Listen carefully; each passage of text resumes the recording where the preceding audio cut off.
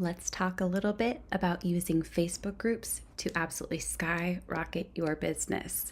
Today, we have an amazing interview with Becky Samuels, who has worked at one of the largest tech and social media companies in the world. Her company has become a Meta certified partner, and in 2022, she doubled her income working with clients from 2021 plus released her first offering. I am super excited because Becky is a part of my amazing program, Mentorship for Freelancers, The Social Click. You can learn more about that beneath this video, above this video, or at rachelpedersen.com/podcast. But without further ado, let's get into this interview with Becky. I am so excited to be here with you today. Hi, Becky. Welcome. Hi. I'm just going to dive in with the hot topic question because this is something I've seen a lot of people debate online. Who should have a community? Oh, that's a good question. Everyone. All business owners. I think that they're really good for if you've got your high ticket or even because I've worked in SaaS. So let's say you're in SaaS, you're a startup, and you're looking for feedback from your customers and also like getting that fan base so that they're also bringing in other people to you and everything. So I think just in general, having that community, not just on your social media platforms, but also just in one place in general is huge when it comes to being able to build, relationships pretty quickly. So I yes, love that communities is where it's at. for everyone, at Yeah. least business owners. At And least, yeah, at least. business owners. Yeah. At least. Beautiful. Okay. So, what are some of the mistakes? I would say, what are some of the biggest mistakes you've seen community owners do? I feel like I can add to this list too from my own personal experiences, but what are some of those mistakes that you see that maybe people don't realize that they're making? I think the biggest mistake is, you know, and I made this mistake in the beginning really was like just kind of clicking create and do a group just to have one. But really you need to like, okay, what is the purpose of your group, right? So you need to kind of have a plan before you're even going to start the group so that you get the right people in your group, because if you don't do those steps, then you're just not even going to have the engagement that you want. So really like knowing like, okay, what is the purpose of this group? What am I going to be doing with it? How am I going to serve them, that my members that are in the group? And if you already have an established group, you can just go back and do the steps to fix it and fix the, because it's usually the engagement or the reach that I think suffers more in that way. And of course, not making sales. So if Yes. that's your end goal. What other mistakes do you see? Because I see a lot of people talking about having groups, but then for whatever reason, that group just isn't taking off. Like things aren't working, whether they have a big group or a small group, it Yeah. just doesn't ever seem to click. Why is that? Or what are some of the reasons that that happens? I think a lot of it has to do with, of course, like there's the consistency, I think. And yeah, in the beginning, and if we kind of do have to show up every day. It Mhm. doesn't have to take like a lot of time. Like, you could just be in there 10, 15 minutes, just, That's it. going back and stuff. It really doesn't take a lot of time. Hmm. And I've noticed too, like I there was one group, I can't think of the name of it, but I remember like they weren't like super small, but they didn't have like a lot of engagement.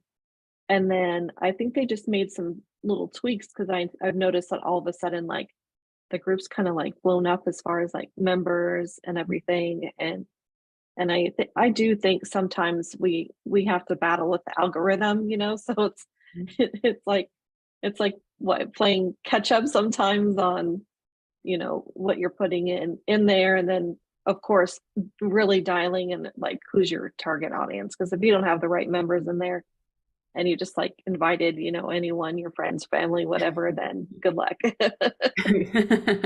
That's so good.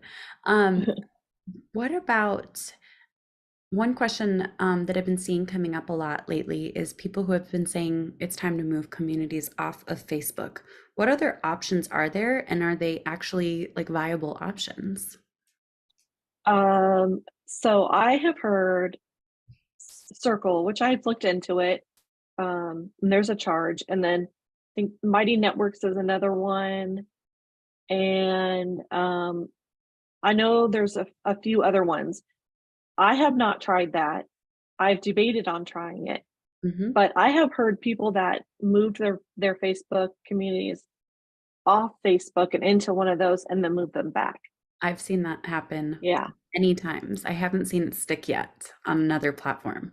Yeah, that's the and even one of them was one of my friends and the company that she works with. They did Hmm. that, and then she's like, I told them it wasn't going to work, and then they ended up coming right back to Facebook just because I think app wise, it's just convenient for people because they're already on there. Yes, it So makes so much sense. yeah. Um, what are a few things that people can do in their group that make a big difference that you notice people just don't do? Um, I, I think basically like just being yourself. You can have fun, you can just be yourself, you can um going live or bringing in guests. I'm learning to collaborations are better than just like feeling like you're in there by yourself. So like find a buddy, to where you can, if your group is on the smaller side, because sometimes even groups with 500 members aren't always engaged.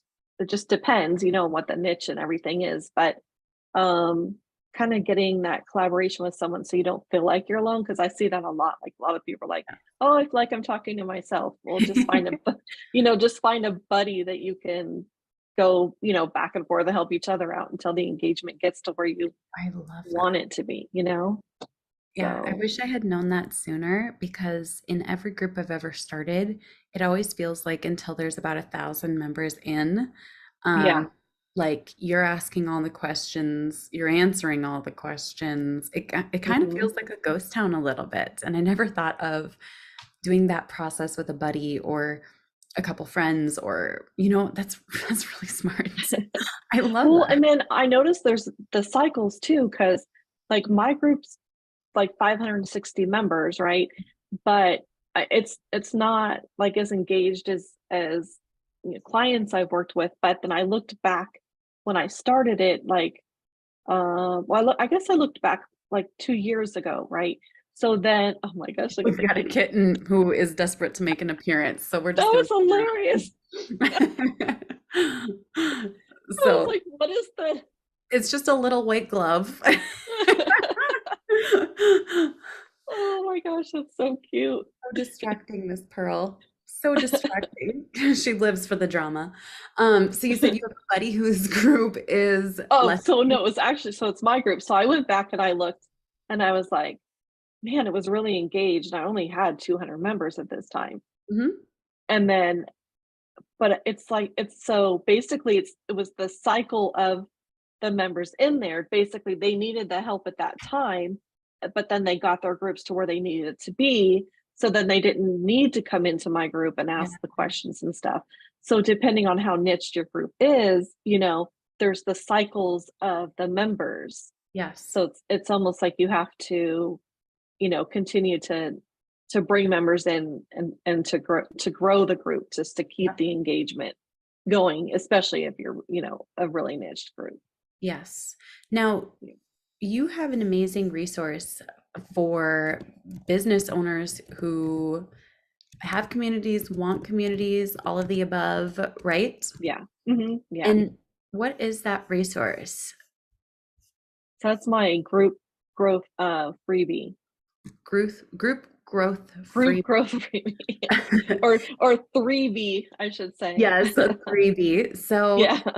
for people who want to learn more about growing groups, whether you're new to it or you have a group that maybe needs a little bit of love or a little bit of strategy, you're going to want to go to beckysamuels.com, and that is totally free. We'll link to it either above this video, below this video, or at rachelpedersen.com/podcast if you're listening.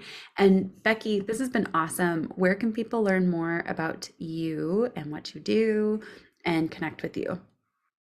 They can connect with me on Facebook, or join my group. You can find that in the link of my bio at Facebook, and that's probably the best place.